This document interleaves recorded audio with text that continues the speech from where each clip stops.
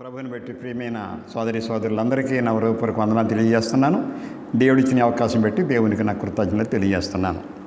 పరిశుద్ధ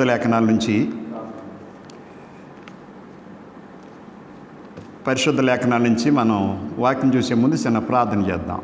పరిశుద్ధుడు వందనాలు. ఈ సమయంలో మీ వాక్యాన్ని మాట్లాడుతున్న నాకు జ్ఞానం ఇచ్చారు. అలాగే వినేవాడు కూడా జ్ఞానం ఇచ్చి అర్థం చేసుకునే శక్తినిచ్చి ఇందువల్ల ప్రయోజనం చేకూరడానికి సహాయించమని, దీవించమని, ఆశ్రయించమని యేసు ప్రభువు పేరట ఏడుస్తున్నాం తండ్రి. ఆమేన్. ప్రభునందు ప్రియ సోదరి సోదరులారా, మనకు ఒక వర్తమానాన్ని వింటున్నాం. కొత్త నిబంధనలో నిజ సంఘం ఏది అనేటువంటి దానికోసం ఆలోచన చేస్తున్నాం. కొత్త నిబంధనలో నిజ సంఘం ఏది అంటే, కొత్త నిబంధన అంటే పాత నిబంధన లేదా అంటే పాత నిబంధన గురించే మాట్లాడుకున్నాం. పాత నిబంధన తర్వాత కొత్త నిబంధన వచ్చింది. కొత్త నిబంధనలో నిజ సంఘం ఏది అనుకున్నప్పుడు అది క్రీస్తు సంఘము అని మనం ఒక వారం చూసాం. అలాగే కొత్త నిబంధనలో ఉన్న క్రీస్తు సంఘము ఒక రాజ్యముగా చెప్పబడింది. కొత్త నిబంధనలో ఉన్నటువంటి క్రీస్తు సంఘమే రాజ్యము, దేవుని రాజ్యము లేక క్రీస్తు రాజ్యమని మనం ఒకరోజు ప్రసంగం విన్నాం. అలాగే మూడవదిగా కొత్త నిబంధనలో ఉన్నటువంటి క్రీస్తు సంఘమే క్రీస్తు యొక్క శరీరముగా మనం నిన్న ఆలోచన చేశాము. క్రీస్తు యొక్క శరీరంగా ఆలోచన చేశాము. అలా మనం మరొక అంశాన్ని కూడా వచ్చాం. కొత్త నిబంధనలో ఉన్న క్రీస్తు సంఘము అది దేవుని కుటుంబము. అది దేవుని కుటుంబము. దేవుని కుటుంబం అనే దగ్గర మనం ఆలోచన చేద్దాం. సంఘమే దేవుని కుటుంబం. ఎఫెసీ పత్రిక 2:19. ఎఫెసీ పత్రిక 2:19 సంఘమే దేవుని కుటుంబం. ఎఫెసీ 2:19 ఉంది. ఎఫెసీ 2:19 సంఘమే దేవుని కుటుంబము అని ఉంది. చూద్దాం. 2:19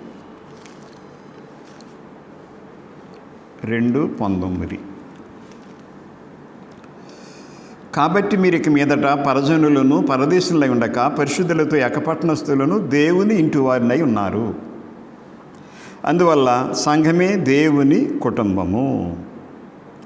ఈ కుటుంబానికి దేవుడు తండ్రి అయి ఉన్నాడు. ఈ కుటుంబానికి ఎవరు తండ్రి అంటే దేవుడు ఈ కుటుంబానికి తండ్రి. ఎఫెసీ పత్రిక 3:14 ఈ హేతువు చేత పరలోకమందును భూమి మీదను ఉన్న ప్రతి కుటుంబం ఏ తండ్రిని బట్టి కుటుంబాన్ని పిలబడుచున్నదో ఆ తండ్రి ఎదుట నేను మోకాళ్ళుని అని ఉంది 14 అంటే ఈ కుటుంబానికి దేవుడు తండ్రి అయి ఉన్నాడు. సంఘము దేవుని కుటుంబము. క్రీస్తు సంఘము దేవుని కుటుంబము. క్రీస్తు సంఘము దేవుని కుటుంబము. ఆలోచన చేయండి. క్రీస్తు సంఘము దేవుని కుటుంబము. ఎఫెసీ 4:6 అందరికీ తండ్రి అయిన దేవుడు ఒక్కడే. ఆయన అందరికీ పైగా ఉన్నవాడై అందరిలోనూ వ్యాపించి అందరిలో ఉన్నాడు. ఈ కుటుంబానికి దేవుడు తండ్రి అయి ఉన్నాడు. దేవుడు తండ్రి అయి ఉన్నాడు. కొరింథీయులకు రాసిన మొదటి పత్రిక 8:6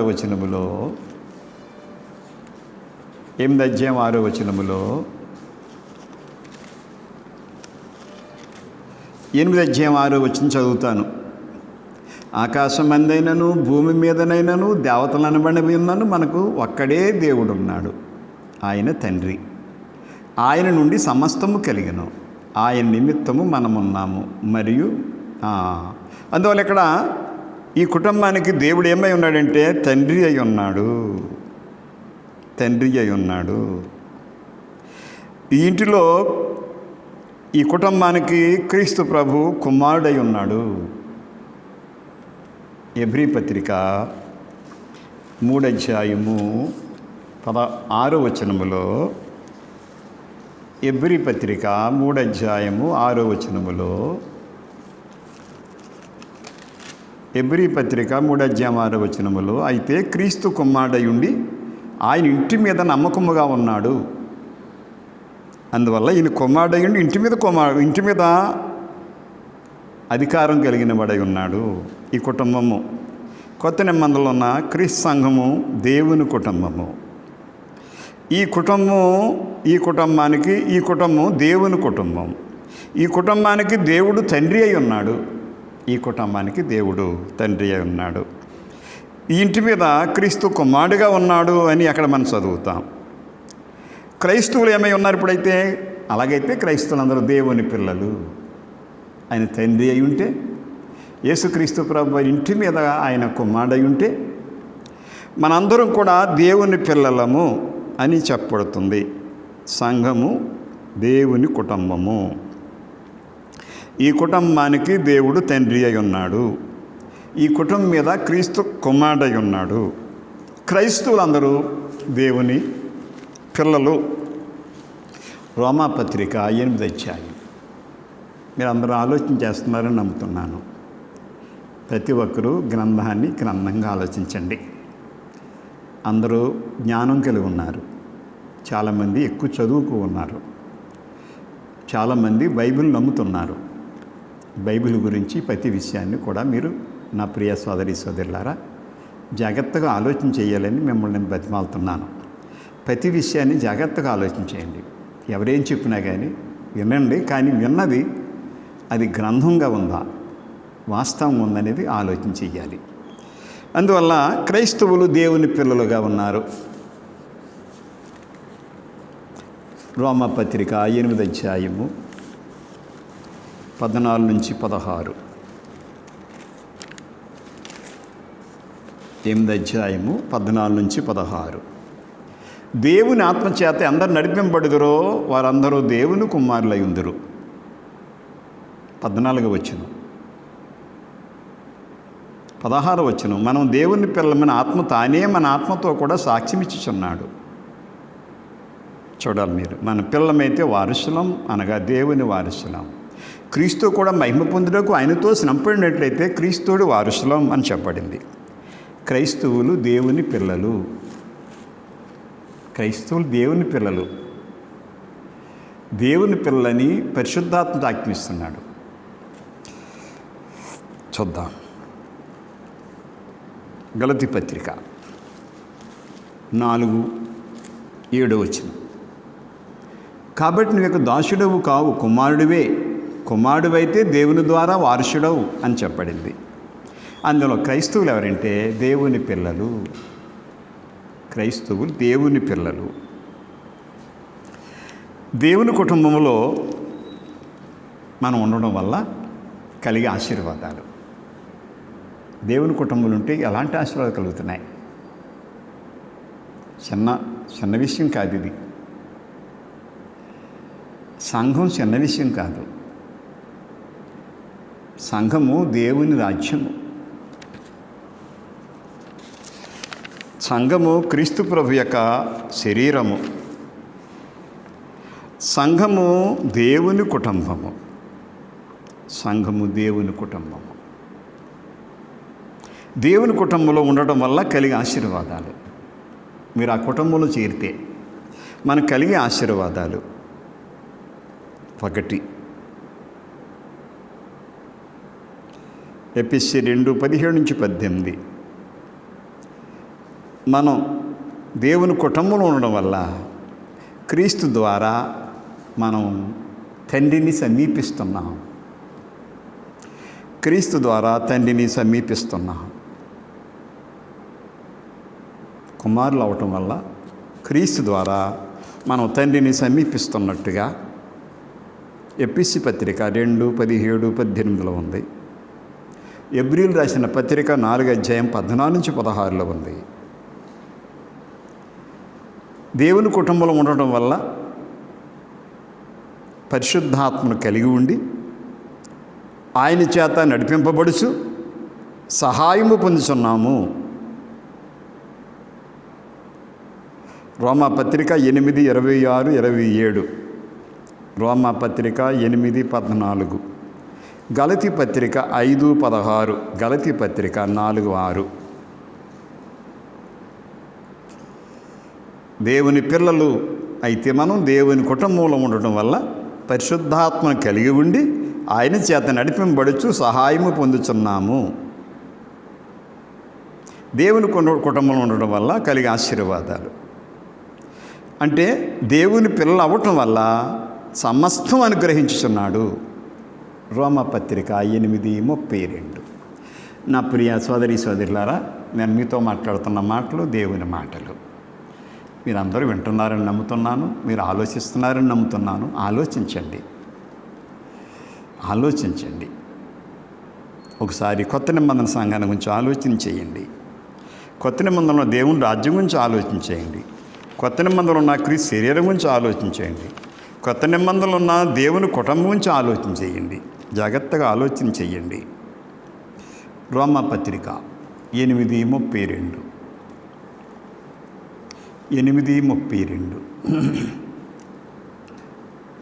8:32లో తన సొంత కుమారుని అనుగ్రహించుటకు వెనుక తీయక మనందరి కొరకు ఆయన అప్పగించినవాడు ఆయనతో పాటు సమస్తం మనకు ఎందుకు అనుగ్రహింపడు అంటే దాని అర్థం చూడండి మీరు. అంటే దేవుడు తన పిల్లలకి సమస్తం అనుగ్రహిస్తాడు. అంటే దేవుని కుటుంబంలో ఉండడం వల్ల కలిగే ఆశీర్వాదాలు. ఎన్ని ఆశీర్వాదాలు మనకు వస్తాయి. ఇవన్నీ అడిగితే ఎప్పుడు దేవుడు ఆయన కుటుంబంలో ఉంటే వస్తాయి. అడిగేస్తుంటే దేవుడు ఇచ్చేస్తాడు అనుకోకండి మీరు. అడిగేస్తుంటే ఇచ్చేటి ఈ విధానం కాదు. అడిగే విధానం ఎలాగుంటే ఆశీర్వాదాలు వస్తాయి. దేవుని కుటుంబంలో ఉంటే ఆశీర్వాదాలు వస్తాయి. ఫిలిప్పీ 4:6-7 మనం దేవుని కుటుంబంలో ఉండడం వల్ల మనకేమవుద్దంటే దేవుని కాపుదల కలిగి ఉంటాం. ఫిలిప్పీ 4:6-7 దేవుని కుటుంబంలో ఉండటం వల్ల దేవుని కాపుదల కలిగి ఉంటాము. 4వ అధ్యాయము. దేనిని గూర్చి చింతపడకుడి, ప్రతి విషయంలోనూ ప్రార్థనా విజ్ఞాపనం చేత కృతజ్ఞతాపూర్వకముగా మినపములు దేవునికి తెలియచేయుడి. అప్పుడు సమస్త జ్ఞానమునకు మించిన దేవుని సమాధానం యేసుక్రీస్తు వలన మీ హృదయములకును మీ తలంపులకును కావలి ఉండును. మనం దేవుని కుటుంబంలో ఉంటే దేవుని కాపుదల కలిగి ఉంటాము.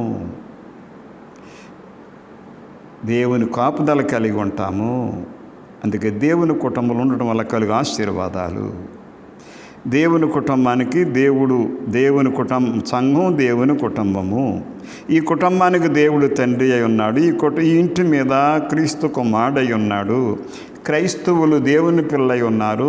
దేవుని కుటుంబంలో ఉండడం వల్ల కలిగే ఆశీర్వాదాలు, దేవుని కాపుదల కలిగి ఉంటాయి. ఎంత గొప్ప మాట చూసారా? ఫిలిప్పీ పత్రిక 4వ అధ్యాయం మళ్ళీ చదువుతాను చూడండి ఒకసారి. 6-7 దేనిని గూర్చి చింతపడకుడి కానీ ప్రతి విషయంలోనూ ప్రార్థన విజ్ఞాపనల చేత కృతజ్ఞతాపూర్వకంగా విన్నపములు దేవునికి తెలియచేయుడి. అప్పుడు సమస్త జ్ఞానమునకు మించిన దేవుని సమాధానం యేసుక్రీస్తు వలన మీ హృదయములకును మీ తలంపులకును కావలి ఉండును. కాపుదల చూసారా? దేవుని కుటుంబం ఉండటం వల్ల.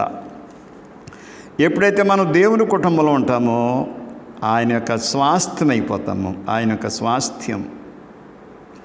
గలతీ పత్రిక 4వ అధ్యాయం. ఎప్పుడైతే మనం దేవుని కుటుంబంలో ఉంటామో అప్పుడు మనం ఆయన యొక్క స్వాస్థ్యం అవుతామని 4వ అధ్యాయములో 4వ అధ్యాయము చూడండి ఒకసారి. 4వ అధ్యాయములో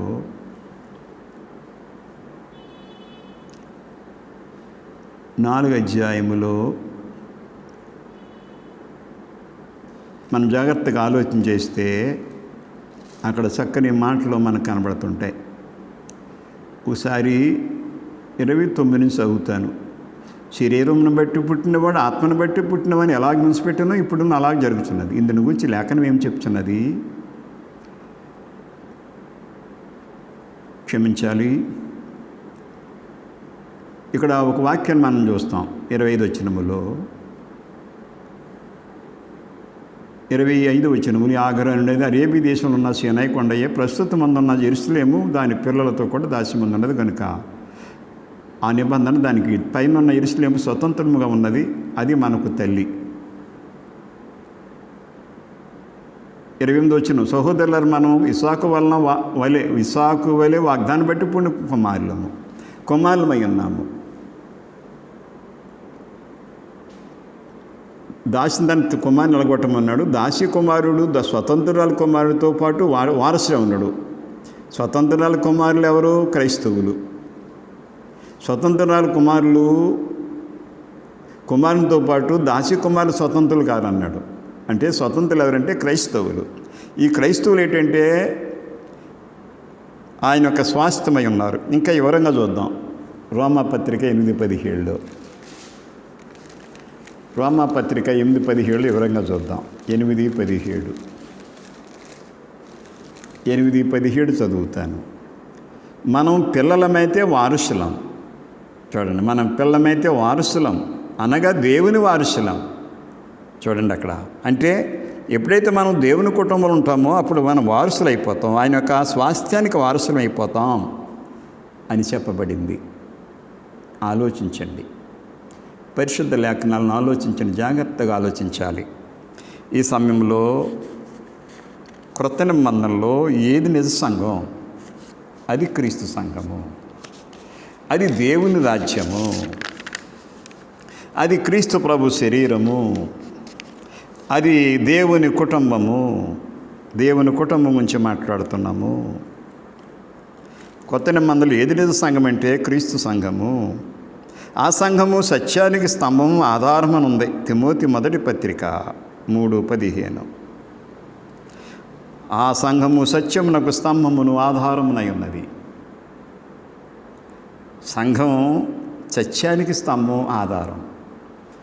చాలామంది చక్కగా భక్తి కలిగిన వారే, కానీ సంఘం గురించి ఆలోచించేటప్పుడు సంఘం అనే దానికోసం పర్ఫెక్ట్గా దానికి మంచి వాతావరణం ఇవ్వలేకపోతున్నారు.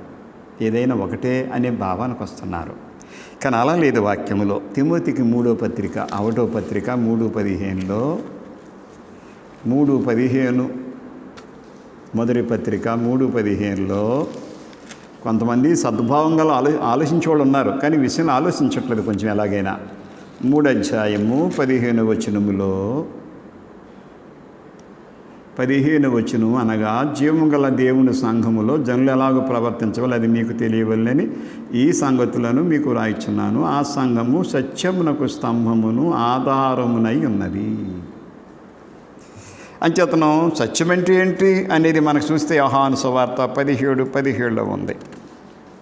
సత్యం అనగా నీ వాక్యమే సత్యము. సత్యం యొక్క ప్రాముఖ్యత ఏంటి అని మనం చూస్తే రోమాపత్రిక యోహాను సువార్త 8:31-32 సత్యము మనుషుల్ని స్వతంత్రునిగా చేయునన్నాడు. సత్యము సంఘము సత్యానికి స్తంభము ఆధారమునై ఉన్నది. సత్యము మనుషుని స్వతంత్రంగా చేస్తుంది. యోహాను సువార్త 8:31-32 చూడండి. యోహాను సువార్త 8:31-32 చూడండి. యోహాను సువార్త 8:31-32 సత్యము మనుషుని స్వతంత్రంగా చేస్తుంది. చదువుతాను. 31-32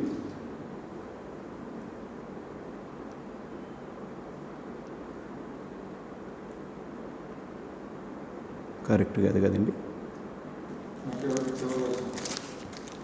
8:31-32 కాబట్టి యేసు తను నమ్మిన యూదులతో మీరు నా వాక్యము నిలిచిన వారైతే నిజముగా నాకు శిష్యులై ఉండి సత్యమును గ్రహించెదరు. అప్పుడు సత్యము మిమ్మల్ని స్వతంత్రులుగా చేయునని చెప్పగా, అంచేతను సత్యం ఏం చేద్దంటే మనుషుని స్వతంత్రులుగా చేస్తుంది. స్వతంత్రుడు అవుతాడు మనిషి, బానిసగా ఉండడు. ఎప్పుడైతే సత్యంలో ఉంటాడో సత్యం మనిషిని స్వతంత్రం చేస్తుంది, బానిసత్వం ఉండదు. సత్యానికి ఎప్పుడైతే విధేయులు అవుతామో ఆత్మశుద్ధి చేయబడుతుందని పేతురు 1 పత్రిక 22-23 చూడండి.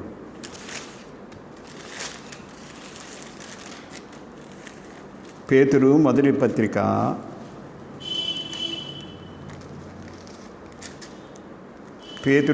పత్రిక 1:22-23 మీరు క్షయబీజం నుండి పుట్టినవారు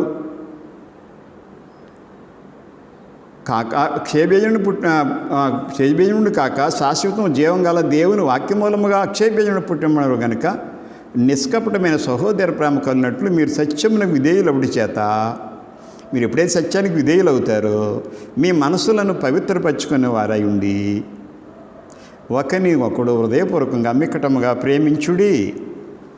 అందువల్ల ఆ సత్యం మనిషిని స్వతంత్రంగా చేస్తుంది. సత్యానికి విధేయుడు అవటం వల్ల ఆత్మశుద్ధి చేయబడుతుంది. యోహాను 14:6లో యేసు తానే సత్యమని చెప్పాడు. నేనే సత్యాన్ని అన్నాడు. సత్యం ప్రాముఖ్యమైంది. సత్యం ప్రాముఖ్యమైనప్పుడు సంఘం కూడా ప్రాముఖ్యమైనదే.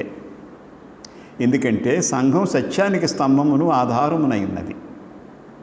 నా ప్రియ సోదరి సోదరులారా, ఈరోజు మీతో మాట్లాడినటువంటి అంశాన్ని మీరు ఆలోచించాలని కోరుతున్నాను. ప్రతి ఒక్కరూ ఆలోచించండి.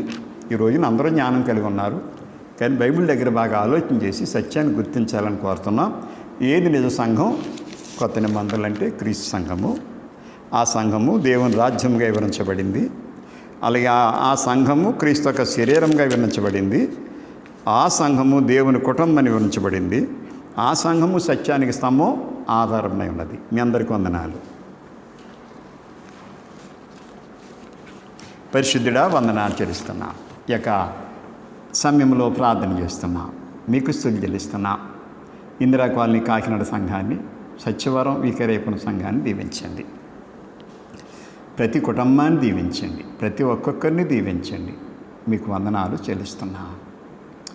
మీ దయ ఉంచండి, మీ ప్రేమ ఉంచండి, కృప కరుణ ఉంచండి. అందరినీ కాపాడండి.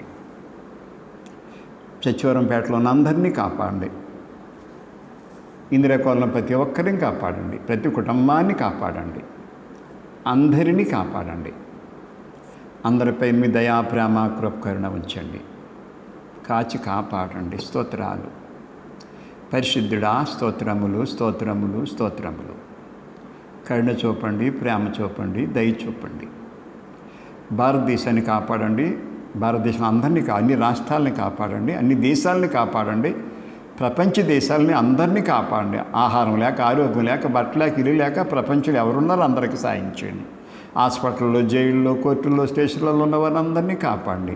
అలాగే ప్రపంచంలో ఎక్కడైతే కరోనా వైరస్తో బాధపడుతున్నారో, భయపడుతున్నారో వాళ్ళందరినీ కూడా మీరు విడిపించాలని కోరుకుంటున్నాం. భారతదేశమే కదా, ప్రపంచ దేశాల్లో 500 దేశాల్లో ప్రపంచం అంతా చుట్టుముట్టేసిన కరోనా వైరస్ని మీ చిత్తమైతే తొలగించమని కోరుతున్నాం. మా తప్పులు క్షమించండి, మానవ తప్పుదాలు క్షమించండి. మీ చిత్తమైతే ఈ యొక్క కరోనా వైరస్ని విడుదల చేయండి బాబు. ఇలాంటి అవకాశం మాకు కలిగించినందుకు మీకు కృతజ్ఞతలు తెలియజేసుకుంటూ ఈ ప్రార్థన యేసు ప్రభు పేరట వేడుచున్నాము తండ్రి. ఆమేన్. అందరికీ వందనాలు.